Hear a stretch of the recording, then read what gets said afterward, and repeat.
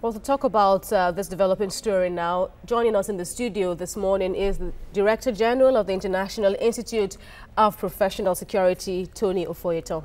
Many thanks for joining us again. Thank you for on having yet me. another security challenge. Now, your first thoughts now on this issue, the third arms seizure to be recorded this year by the customs.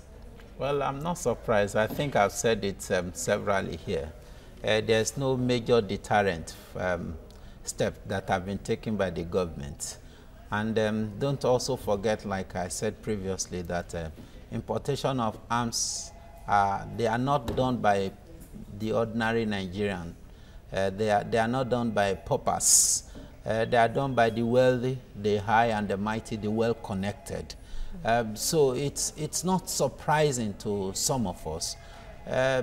It's good enough that we have pockets of seizures and failures on the part of the importers and success on the part of the custom. But if we look at it, ratio vis-a-vis the proliferation of small arms in the country, you want to ask yourself a simple question. What is the percentage of the successes that are being celebrated today? I was coming to that because yes, my fear, and others have also expressed that fear, that if almost 2,000, now if not more than 2,000 arms have been seized now, it should give you an idea of the proliferation of arms in the open market. Yes, that's in actual fact, some of us at a certain time we had advocated for the legalization of arms in this country. Would that help? Yes, yes, there have been divergent opinion that there will be casualty and all those stuff like that.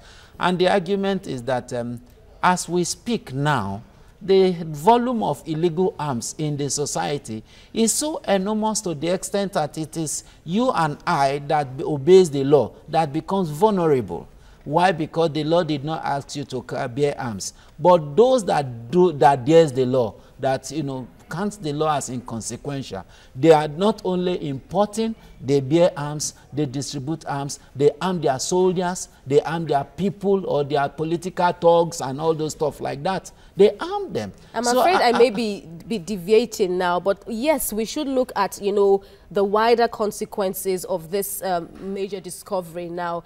Beyond the customs points now, are our checkpoints now, our borders, are they safe enough even to prevent smuggling of these weapons now, minus the ports? No, if you talk about boundary and border security in this country, you may find yourself petrified if we go into a very deep analysis of how porous our borders are in this country.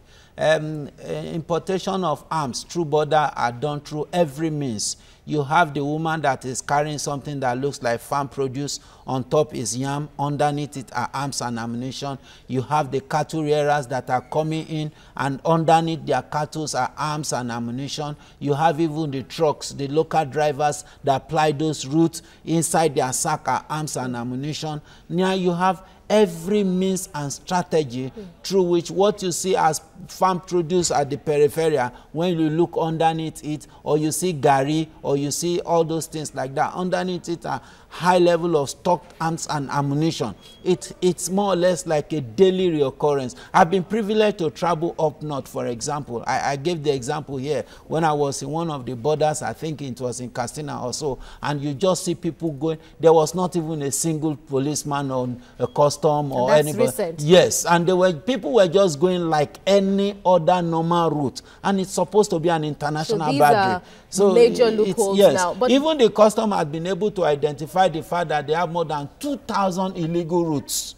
2,000, more than 2,000 illegal routes. That's then worrying. The question is, how have they been able to man this? Let's look at this present case now. Some are already saying Nigeria should take it up another level. Now, don't just charge these guys to court. As Hamid Ali has said, the previous guys who led them to the other discoveries now have been charged to court. These ones will be charged to court, including the customs officer.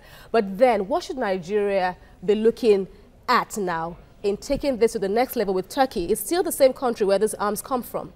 No, you see, the issue may not be, it may come from Turkey, it may not come from Turkish governments or government official.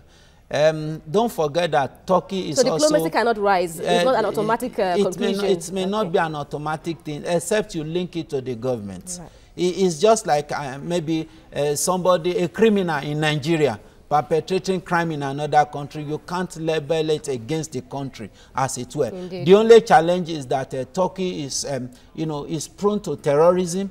You know, there are stories of terrorists hibernating in Turkey, and of course the nexus is also there.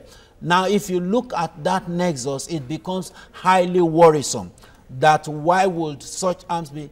But the problem is not really Turkey. The issue should be, who are the importers here? Now, before you talk about going outside to come and fight outsiders and the like, look inward. If you don't have connivance, if you don't have importers inside, it's difficult for a terrorist outside or for a criminal outside to bring arms and ammunition into your country without somebody from inside. And that is where the... To me, if you ask me, prosecuting the importer, the custom officers, they're as good as shadow chasing.